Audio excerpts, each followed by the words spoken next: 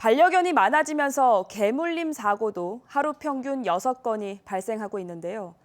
정부는 동물보호법을 개정해 내년부터 맹견이 아닌 개에 대해서도 기질평가를 의무화하기로 했습니다. 하지만 반려견의 기질을 측정하는 제도가 국내에는 아직 없는데요. 최근 안동에서 해외의 기준을 토대로 한국형 검사법 개발을 위한 실현 행사가 열려 눈길을 끕니다. 이도훈 기자입니다.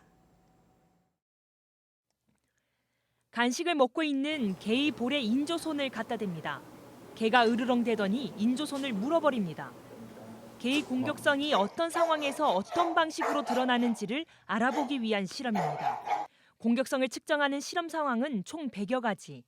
고양이 접촉, 아기 울음소리 등 실생활에서 접할 수 있는 다양한 환경 조건으로 가정하고 있는데 미국의 동물학대방지협회 등 미국과 독일의 전문기관이 개발한 방법들입니다. 반면 국내에는 아직 개의 공격성을 진단하고 치료하기 위한 기준과 검사 프로그램이 없습니다.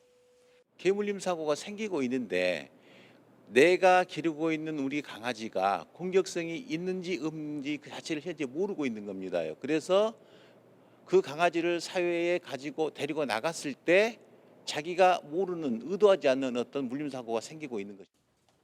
안동과학대학교가 한국애견연맹 국제훈련기술연구위원회와 공동으로 국내 첫 반려견 공격성 평가법 개발에 나섰습니다.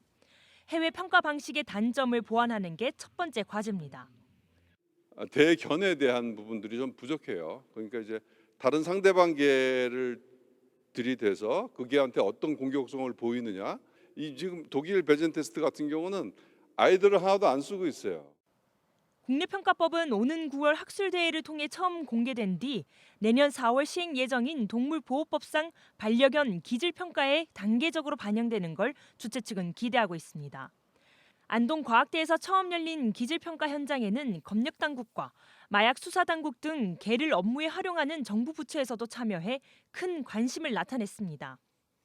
저희가 탐지견을 어렸을 때부터 이제 양육을 해서 현장에 나가서 이제 일을 하게 되는 경우가 이제 공격성을 가진 개체들을 현장의 운영이 좀 부적합하다는 판단을 근거를 만들기 위해서도 최근 5년간 전국에서 하루 평균 6건의 크고 작은 개물림 사고가 발생하는 것으로 집계되고 있습니다. 반려견의 기질 평가가 법제화될 경우 지역대학의 반려견 관련 인력 양성 프로그램도 크게 활성화될 것으로 기대됩니다. MBC 뉴스 이도은입니다.